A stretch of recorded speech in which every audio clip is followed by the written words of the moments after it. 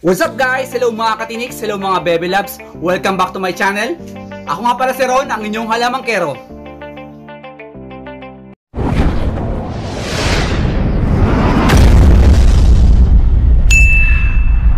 So ngayong episode na to ay magdi-discuss na naman tayo ng isang video patungkol sa ating paghahalaman. Tuturuan ko kayo kung paano magbutas ng mga bagay na walang butas. So medyo talent natin yan ang pagbubutas. Ang gagawin natin, paano magbutas ng mga ceramic pots nang hindi ito nababasag. Gamit lamang ang pako at martilyo. So alam naman natin guys, natin yung mga ceramic pots na to. Itong mga ceramic pots na to ay masyadong alam nyo naman guys, yung mga ceramic pots na to ay madaling mabasag kapag pinukpok natin ang martilyo. So ngayon, gagawa tayo ng isang magic trick. Usually guys, yung mga ceramic pots natin, walang mga butas yan. Kasi pag binili mo sa mga tindahan, pag binili mo yan sa labas, walang butas yan. So ngayon, lalagyan natin ng butas para magamit natin para gawin nating paso sa ating mga halaman.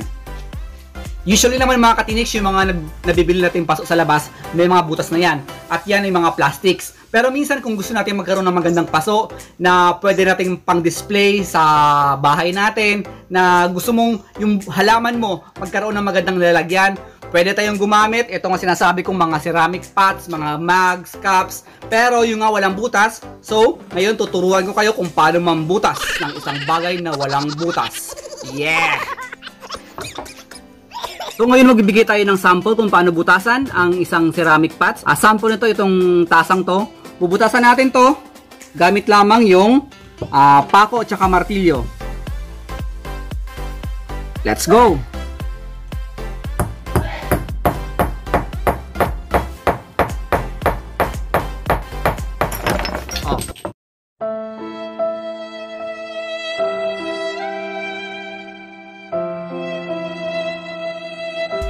See, di ba?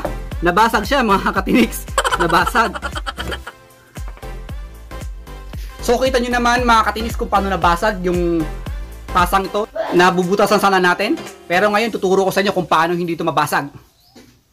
Para maging successful yung gagawin natin, kailangan natin ng mga bagay-bagay na to. So kailangan natin ng basahan, ng palanggana na puno ng tubig. Siyempre ang ating pako at saka martilyo at ang ating mga ceramic pots. Yung basahan guys, gagamitin natin para yan pang control ng pressure sa pagpukpok natin sa pagmamartilyo. Ang ginagawa ko guys, binababad ko na ng mga ilang minuto sa tubig yung mga pasong ito, yung mga pots na to, para mas lumambot yung kanilang property o yung kanyang pagkakagawa nito.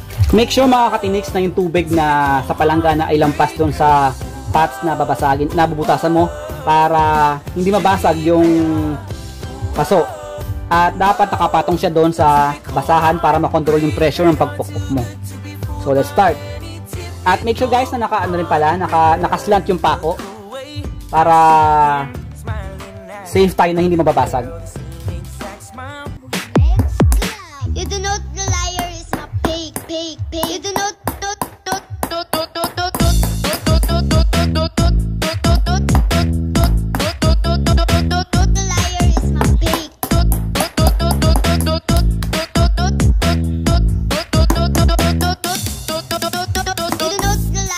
Pwede mong ulit-ulitin yung pagpukpok. You do not the liar is a pig. Kung gusto mo na mas malaki yung butas, you do not the liar is a pig. You do not the liar is a pig. You do not the liar is a pig. You do not the liar is a pig. Ayan na, nabutasan na natin yung isang paso. 1 down, 5 more to go.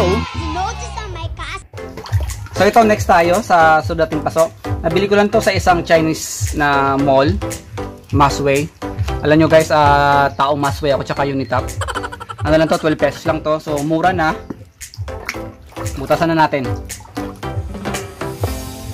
At make sure pala guys na may tubig sa loob ng mug na to. Dapat walang hangin.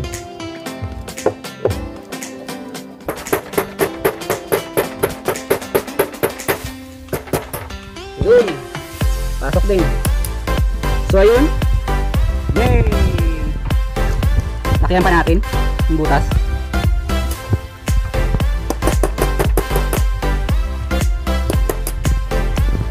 Kasi gusto ng mga cactus and succulent ay fast training yung mga paso natin.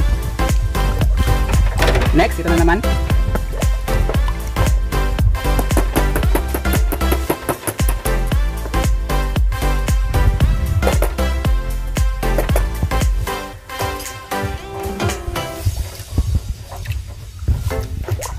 Ayun.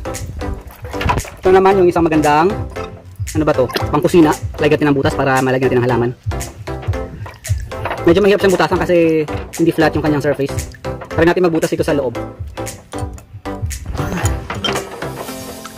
Basag! My God! I'm scared! Doblehin natin yung basahan. Kulong na yung tubig.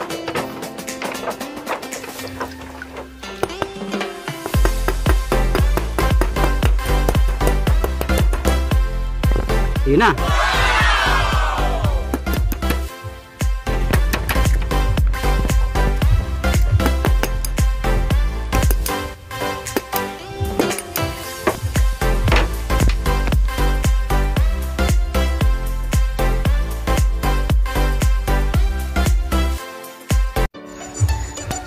Dahil nabutasan mo na yung mga paso mo, pwede mo na itong gamitin at paglagyan ng inyong mga halaman. So eto na, nabutasan ko na at natanman ko na ng mga halaman. Pwede mo nang i-display at magkakaroon ka na ng isang magandang koleksyon ng inyong mga paso at mga halaman. Gumamit ako ng pakong to, yung pangyero, pwede pang semento para madaling makapenetrate doon sa pasong bubutasin natin. Sana may natutunan kayo sa episode na to. Please comment down below about this video and comment din kung ano pang dapat natin gawing video sa mga susunod nating episodes. Guys, please don't forget to subscribe and hit that bell button para updated kayo sa mga ganaps ilakad ko. So ayun, salamat sa pagpanood sa episode na to. Samahan nyo ko ulit sa mga iba pang video. Ito ang inyong Ron, ang inyong halamangkero, saying goodbye.